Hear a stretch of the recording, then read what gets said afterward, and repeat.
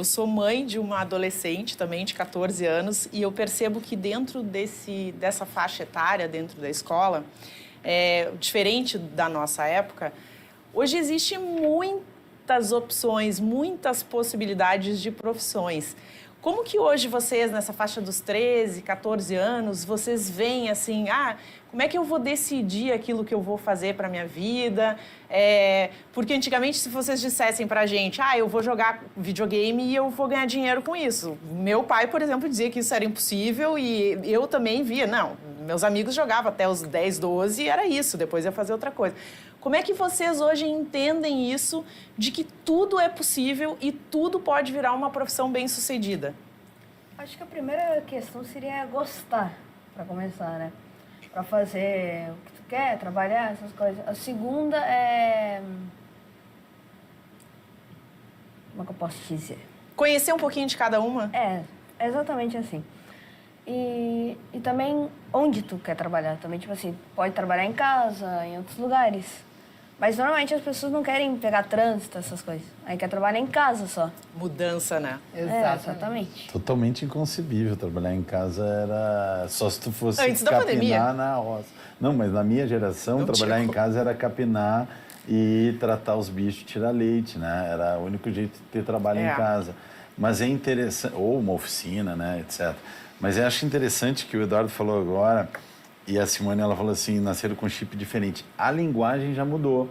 Eu aprendi agora, pouco tempo atrás, o que é hype, o que é flopar. Um vídeo tá no hype, né? Flopou, caiu, né? Para você que é da minha geração X e tá assistindo. Imagina uma entrevista de emprego, onde tu vai olhar o portfólio ou o currículo da pessoa que nem imprimiu, porque ele já te mandou um portfólio e várias coisas que ele fez estavam no hype, ou seja, ele aproveitou a onda e conseguiu ter o resultado. Se tu não consegue conversar e entender a nova linguagem, já fica difícil. E esse é o meu gancho para a pergunta da Simone. Qual é a maior dificuldade hoje que as empresas, os empresários e os RHs estão tendo para preencher suas vagas no meio desse monte de geração que ainda está lá um dinossauro e o Eduardo está entrando de jovem aprendiz? Para se comunicar, para selecionar. Quais são hoje os desafios, Simone?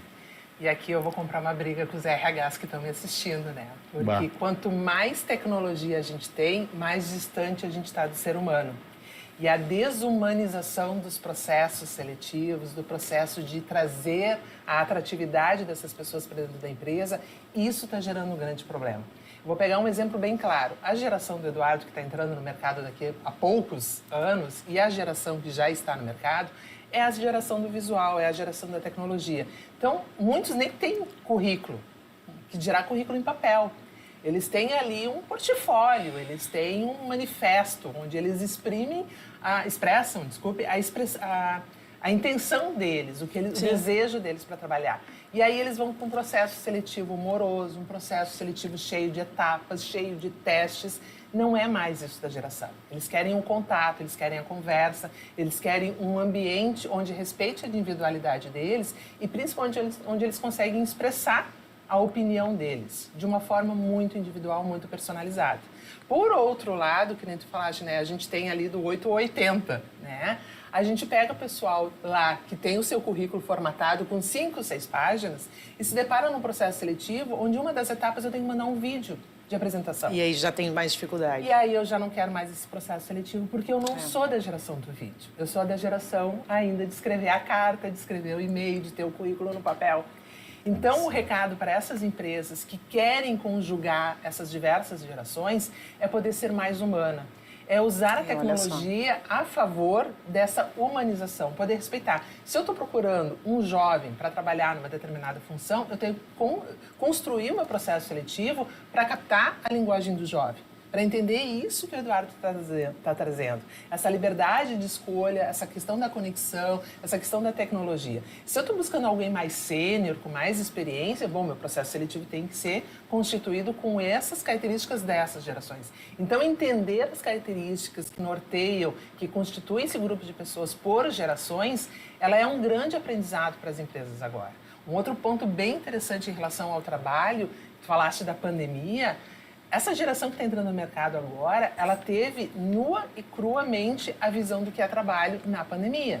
Tiveram uma experiência que não era prevista num espaço tão curto de tempo. O que era trabalho? Meu pai e a minha mãe saíam de manhã, voltavam de noite, e nesse vácuo do tempo era o trabalho deles. Sim. E o que meu pai e minha mãe diziam, que geralmente é a parte boa, a parte ruim a gente não fala. Sim. Na pandemia, eles viram nua e cruamente o que é o trabalho. É o estresse, é o excesso de reuniões, é entrar às 7, 8 horas da manhã, sentar, não conseguir nem ir no banheiro, tomar uma água, porque é uma reunião atrás da outra.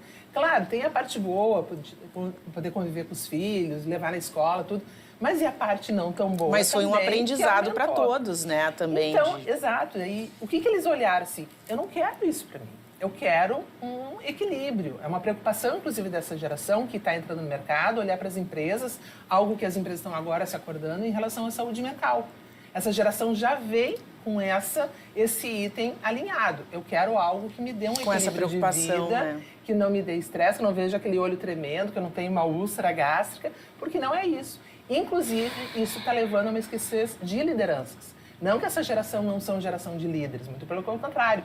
Tem muitos líderes, porque eles são proativos, eles têm muita iniciativa, muita autonomia, têm uma disciplina dentro do universo caótico deles, né? Eles têm uma disciplina, mas eles não querem aquela liderança quadradinha das empresas. Sim. Que é uma coisa workaholic, né? Que é o primeiro a entrar e o último a sair e tudo cai no colo da liderança. Então, a gente está correndo um risco que já está aparecendo nas empresas, pelo que eu tenho acompanhado das mentorias, que é a ausência de líderes. E também, Simone, a ausência de pessoas aptas a lidar com o caos, né? Exato. A partir do primeiro momento que detecta alguma coisa que sai fora do controle, se desespera e se desestabiliza, não conseguindo resolver a situação. Eu percebo muito isso, assim. Exatamente. Principalmente entre pessoas muito jovens, né? 20 e poucos, 30 anos de Porque é a idade. característica, né? Eles querem algo mais equilibrado, que tenha uma liberdade, uma autonomia. Os limites geográficos caíram totalmente por terra, né? Com o auxílio da geografia, da Sim, tecnologia. tanto que nós temos a maior incidência de nômades digitais, né? Em qualquer lugar do mundo, para qualquer lugar do mundo, né? A financeira da TV Ubra está fazendo o trabalho agora lá de Goiânia. Lá do Goiás, não dá isso. E eu acho interessante também, a Simone tocou num ponto, né? São vários, mas como é que essa galera está hoje começando a olhar as opções que tem no mercado e muitos vão trabalhar numa profissão que não existe.